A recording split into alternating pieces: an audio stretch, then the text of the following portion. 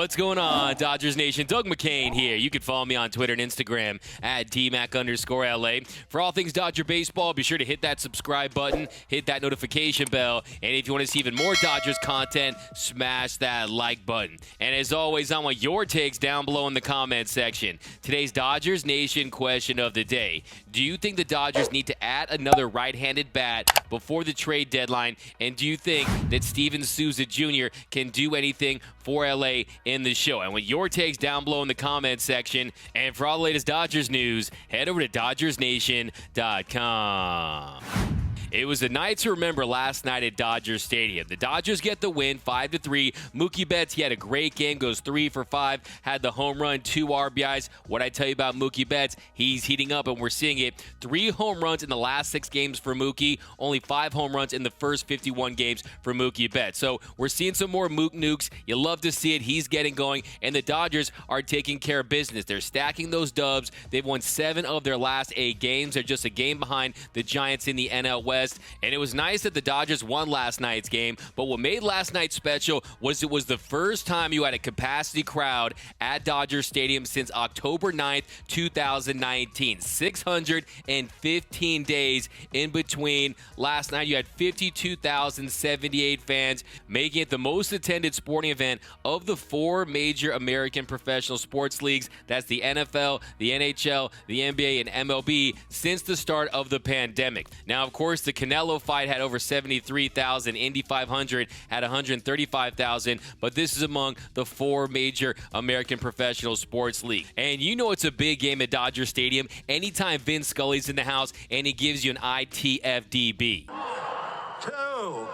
3, it's time.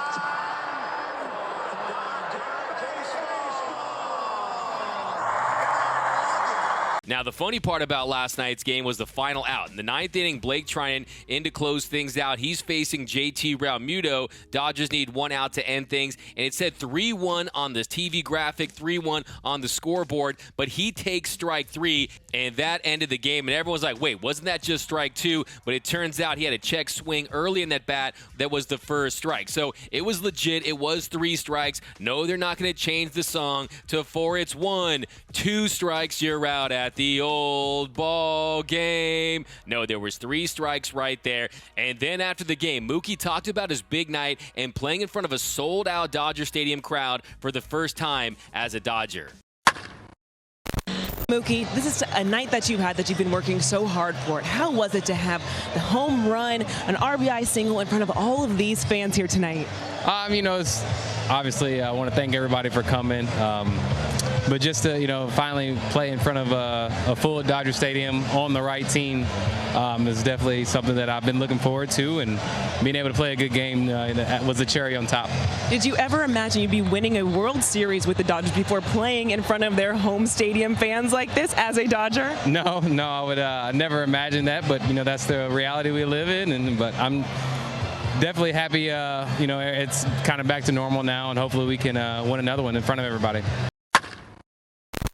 Now, we did get a little bad news earlier in the day when it was announced that Cody Bellinger was placed on the IL, but during the game, Dave Roberts provided an update on Belly, on Muncy, and Seager. So Bellinger, he says they expect to have him back by the 2nd game against San Diego next week. And for Corey Seager, he expects him to start swinging the cage in the next few days. He also said that Max Muncy wasn't experiencing very much pain. So some encouraging news there. And then AM570's David Vassay, he posted a video of Corey Seager taking ground balls at shortstop, so he's making progress. Encouraging news about some of the injured Dodgers right now. And just think about that. The Dodgers a game behind the Giants in first place, and they're without the 2019 MVP, perennial All-Star, one of the best defensive players in the league, Cody Bellinger, Corey Seager, the NLCS and World Series MVP, and then Max Muncy, who was in the MVP conversation just a few weeks ago. So the Dodgers continuing to do what they're supposed to, beat up on bad teams, continue to climb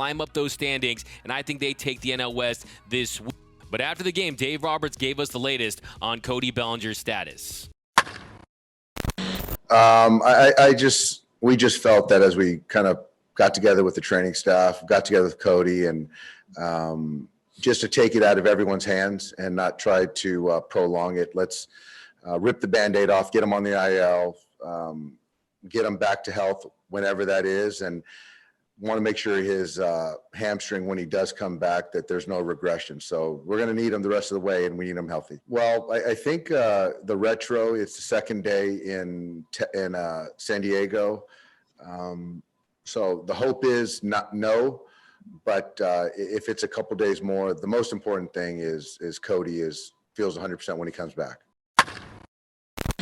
And then just now we had a roster move. The Dodgers have DFA'd right-handed relief pitcher Nate Jones and selected the contract of Stephen Souza Jr. Clint Pasillas tweet out, the right-hand hitting outfielder has a 1,047 OPS in 22 games at AAA OKC this season, 6 home runs and 16 RBI. So he's been getting it done in AAA. And just a few years ago with the Cubs, the Diamondbacks, this is a guy that has some power. He can get it done. In 2017 with the Tampa Bay Rays, he slashed 239, 351, had a 459 slugging percentage, an 810 OPS, a 119 OPS plus, and hit 30 dingers. So he definitely has some pop. The unfortunate thing for him is he suffered a very gruesome knee injury with the Diamondbacks. He was set to be their everyday right fielder, but it was a really bad knee injury. He was out for over a year. And then in 2020, he was with the Chicago Cubs. With the Cubs, he slashed 148, 258, 333, had a 591 OPS in just 11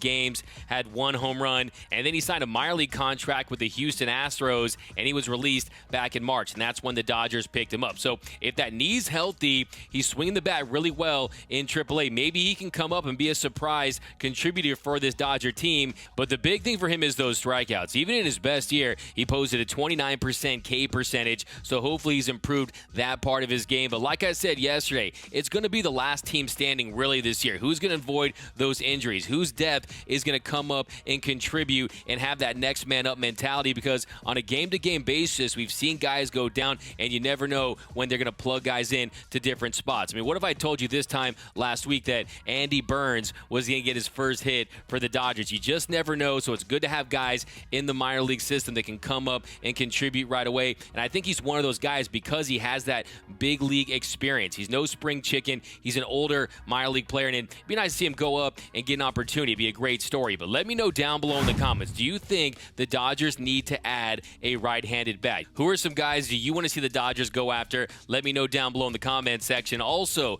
do you think that Stephen Souza could be a surprise contributor to the Dodgers this season? I think there's a possibility he could. Let me know down below in the comment section, though. My name is Doug McCain. You can follow me on Twitter and Instagram at DMac_LA. That's at DMac_LA. For all things Dodger baseball, be sure to hit that subscribe button, hit that notification bell, and if you want to see even more Dodgers content, smash that like button. For the latest Dodgers Nation merch, head over to gearup.la. Some of the best Dodgers t-shirt designs in the game. You're going to find it right over there at www.gearup.la. For the latest Dodgers news, head over to DodgersNation.com. And until next time, think blue, bleed blue, and I'm out.